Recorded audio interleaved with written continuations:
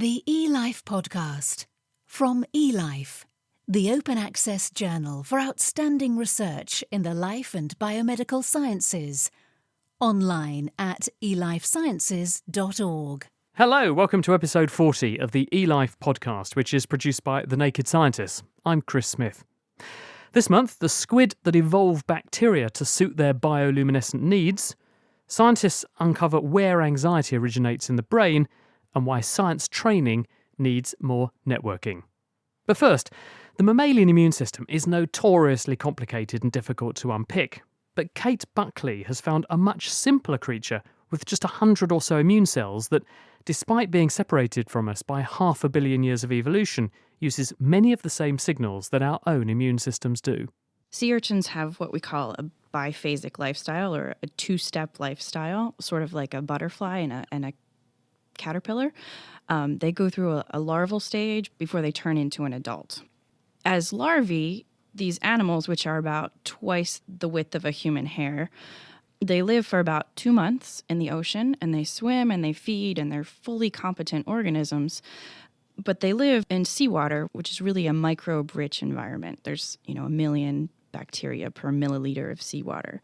And so the question is, how are these tiny animals able to deal with this onslaught of microbes? Because, of course, when a human baby's born, it gets preloaded with a cross-section of its mother's immune system in the form of antibodies fed to it across the placenta. So what does a sea urchin do? It doesn't have any real pre-programming developmentally. It just has to rely on what's in its genome, basically. And so it has a small set of about 100 immune cells that are able to recognize pathogens and respond. It makes antimicrobial peptides, but that's really all that's known about it at this point. So how did you approach it? What did you do? We exposed these larvae to many different species of bacteria and just looked at them under a microscope to see if there was any observable changes in how their cells behaved or how the animals looked.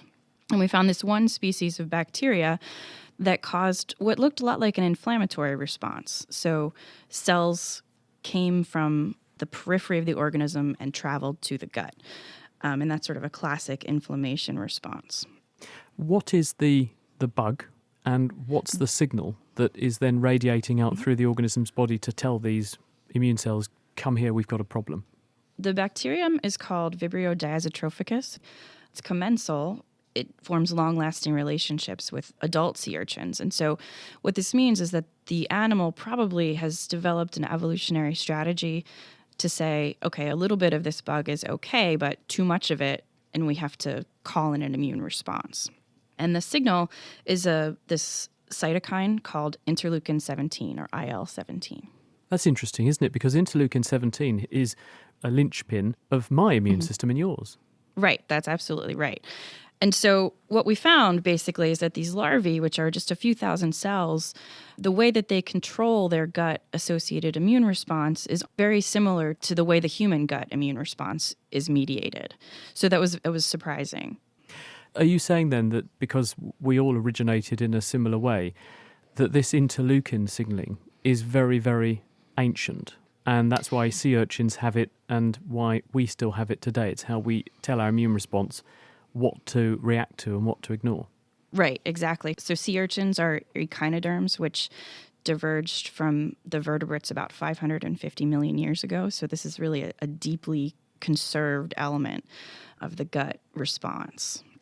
And although the signals may be the same, the effects they have on cells and the way they're interpreted may not. So are the same receptors used then in the sea urchin? So their immune cells see this interleukin-17 family of signals in the same way that my immune cells do, or not?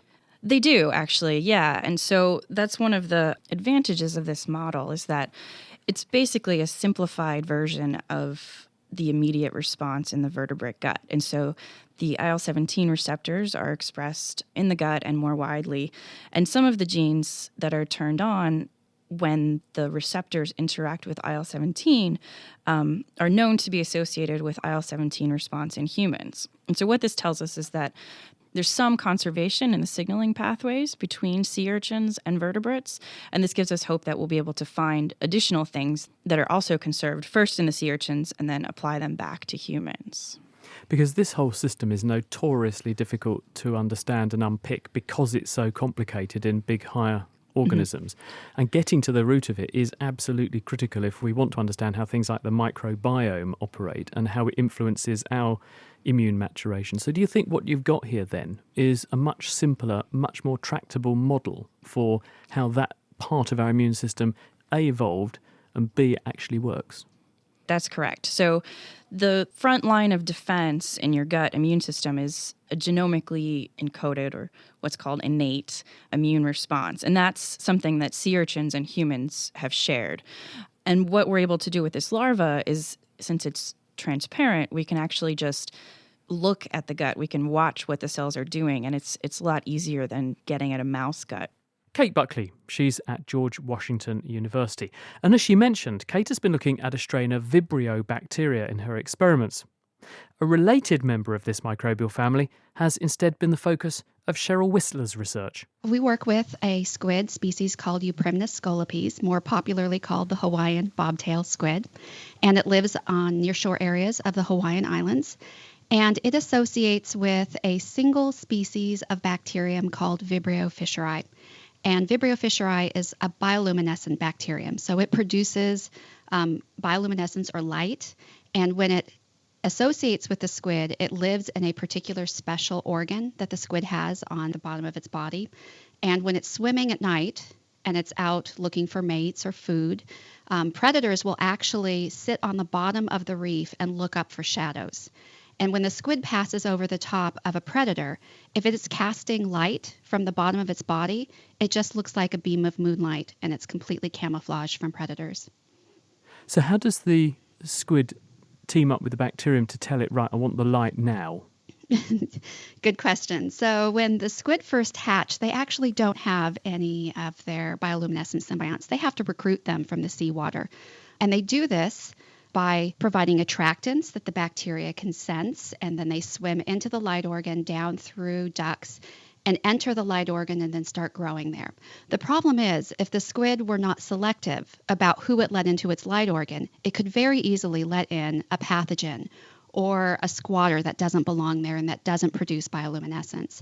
So the squid has actually developed really exquisite, specific mechanisms to recognize who its symbiont is and to only let its symbiont into its light organ.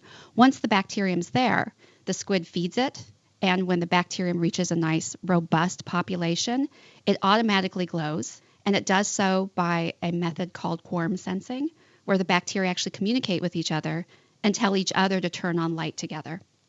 So getting the right population of bacteria and getting the right numbers of bacteria that want to cooperate is absolutely critical for the survival of the squid and for the survival of that bacterial strain as a whole.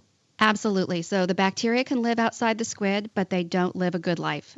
And the squid, certainly, the theory is, without the camouflage, they would be much more susceptible to predation. So what was the question you were seeking to ask here?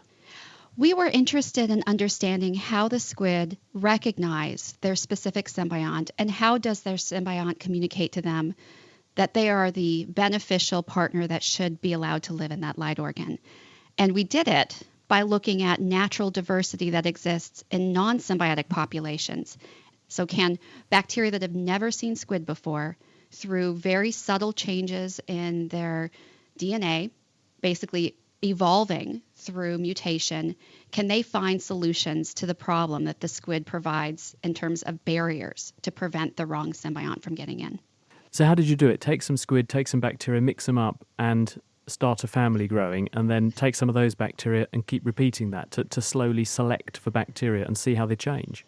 Well, we thought we might have to do it slowly, but in fact, it happened very rapidly. So what we did is we took bacterial strains that were naive to squid. We took strains from seawater that never encounter squid. We took strains from other hosts like fish, and we grew them up in culture and then dropped in a cohort of juvenile squid who had never seen a symbiont yet. And then we let the squid basically select from the natural genetic diversity that arose in culture, and then we passaged them from that squid to the next squid by allowing the squid to vent out the bacteria. This is one of the things it does, is it actually grows up a population, and then every morning it vents out or dumps out 95% of the culture so that it can grow a nice fresh culture and be glowing very brightly at night. So when they go back into the water, they're potentially now genetically adapted to that light organ environment. You say potentially, but is that actually what happens? Do you see a refinement of the population driven by this selection from the squid? Absolutely. And this is one of the remarkable things about the experiment, is that the mutations likely arose in culture when the populations were very large. But the first squid didn't have only the beneficial mutations in their light organ population. It was a mixed population. By the second squid, we were able to detect the beneficial mutation that was literally, a needle in a haystack in the initial inoculum. And what did change? It was really kind of interesting because it wasn't a different mutation in every line of squid. So we did squid in parallel, and we used several different strains. And what we found was that 5 lineages acquired beneficial mutations, and the mutations mapped to the same gene. And they were not remarkably dramatic mutations. They were literally tiny little point mutations, so nucleotide changes. And just that change was enough to transform a non-symbiont into a really kick-ass symbiont. Love the phrase. So there must be something specific about that gene. What does it do, that gene? Do you know? Yes, it's a protein whose job it is to turn off behaviors. And these strains that were not natural symbionts had this repressor blocking the expression of traits that were necessary to be a good symbiont.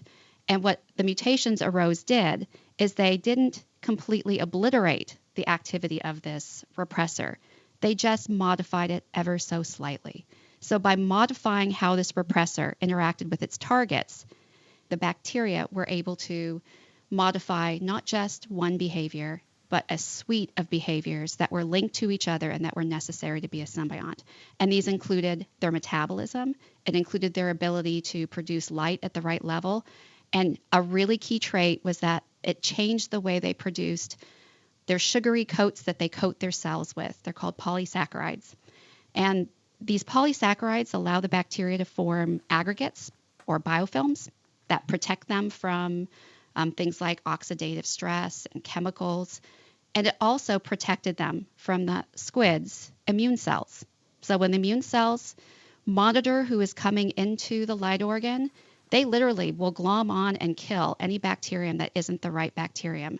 But this change in the sugary coat of these cells allowed them to slip past the immune cells and get into the light organ and then do their job as symbionts.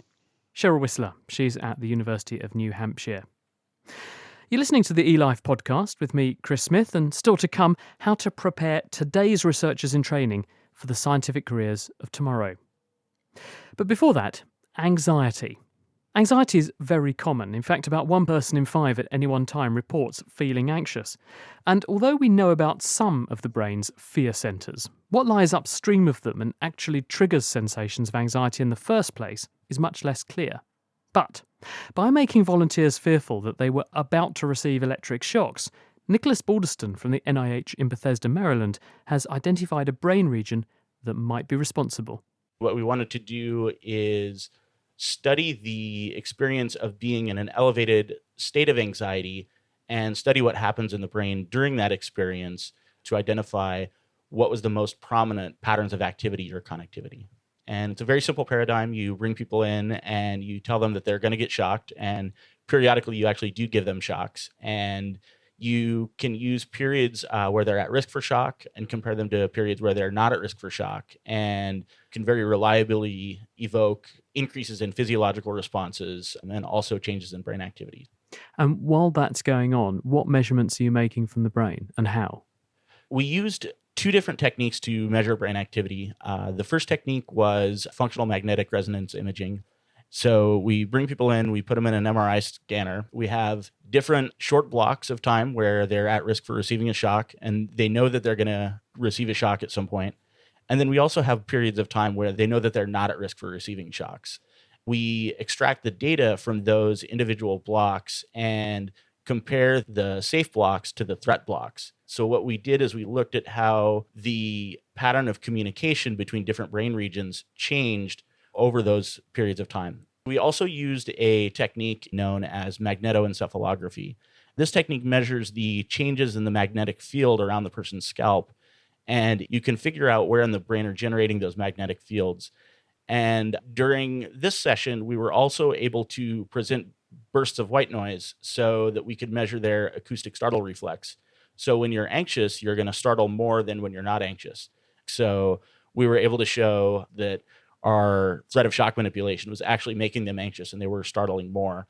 Right. And when you look at the outcome from both the MRI, the imaging study, but also the MEG, the magnetoencephalography recordings, were they the same? And which brain areas appear to be showing a change in their activity consistent with them in some way interpreting the threat and the heightened state of anxiety that person finds themselves in? Yeah, so with both measures, what we found is that there was one particular part of the brain, the intraparietal sulcus, showed both increases in connectivity with the rest of the brain and also a pattern of neural oscillations consistent with increased excitability. What I think is happening is threat of shock is increasing the excitability in this region in a manner that's consistent with, say, an increase in stimulus-driven attention or bottom-up attention. So it's potentially making people more aware of their surroundings. Do you have any insights into how this region, the intraparietal sulcus, is doing this, how it's changing the way that the brain processes and attends to stimuli? One possibility is that this increase in excitability and connectivity may be lowering the threshold for detection of external events. It may make it easier to pick out stimuli that pop up in the environment, something that you otherwise wouldn't be able to detect.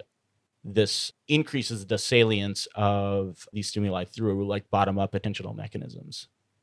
Now, obviously, if this region of the brain, the intraparietal sulcus, lies upstream of a lot of the changes and effects and manifestations of anxiety, if you turned it off, that should abolish or reduce a person's anxiety response. Have you tried doing that? Because you could do that, for example, with transcranial magnetic stimulation. You could deactivate that brain area. We haven't tried that, but that's something that we're very interested in doing. We're very interested in trying to develop new techniques for treating anxiety. One potential way, as you mentioned, is to use transcranial magnetic stimulation to reduce activity in this region. Perhaps that would reduce some of the aspects of anxiety in these individuals. Nicholas Balderston.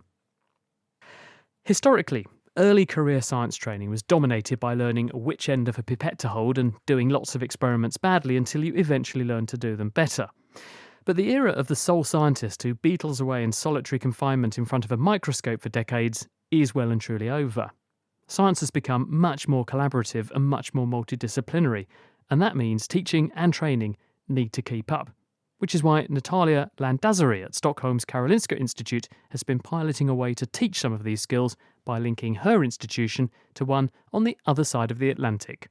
The way the world is changing, the way it is so easy to interact with people across the world with the help of technologies, the easiness to access information online and gather information has changed the extent to which collaboration can happen.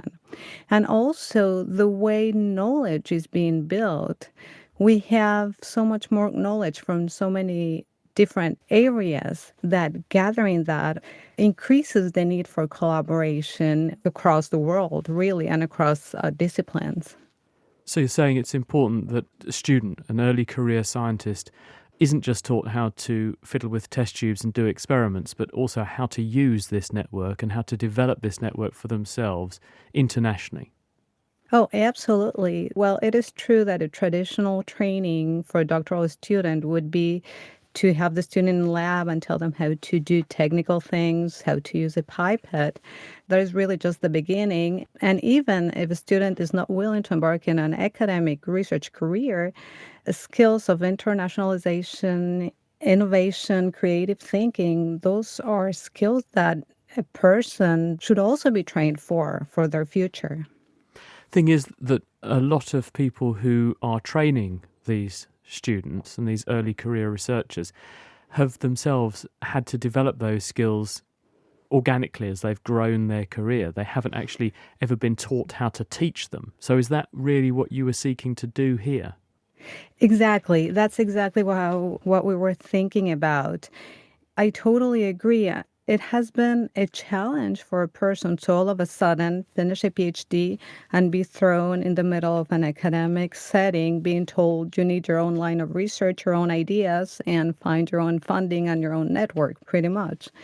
It is definitely something that was lacking and that is still lacking in most instances during doctoral education.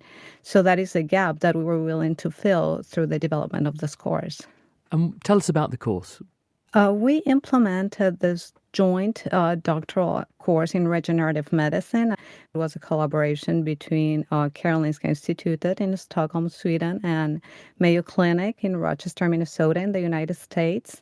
And it was a joint course that we shared between the two institutions through video conferencing and through other online tools. What we did is agreed on the common grounds for the learning outcomes and on the teaching learning activities for the students. And the way we designed the course is that we would have synchronous in-class occasions through video conferencing, and then we would have the asynchronous off-class occasions where students would work on their own, reflect on different scientific topics, but they would also interact with each other. What did the students say about it? What do they think they got out of the experience? I think it was highly rewarding. We sent out an evaluation at the end of the course, and we got pretty good feedback saying, this is amazing. Thank you so much. I have never been in a course like this. But we first wanted to know if the online and video conference systems we were using were okay for the students, if they were actually getting what they were hoping for. And the answer to that was yes. The students didn't really see a difference in their interactions with speakers. They didn't think that the quality of the talks were different. They highly enjoyed the fact that they could collaborate and communicate with the students on the other side of the screen. So, it was really a highly appreciated course. Do you think this would translate to other institutions, or was this a very special relationship between the Karolinska and the Mayo? Or do you think it would be something that could be generically offered? And also, to what extent do you think it's a reflection, its success, on the topic, regenerative medicine? Would it work for people doing particle physics or people doing paleoanthropology? Our thought was thus this was a proof of concept for a course that could really be expanded to any other area of science, of research, of just any other type of educational activity, or even outside of education. Just the possibility to form collaborative networks using technology so that we can brainstorm together and take ideas farther is something that can definitely be implemented in other settings, and we would certainly encourage others to test this type of setting. Natalia Landazuri.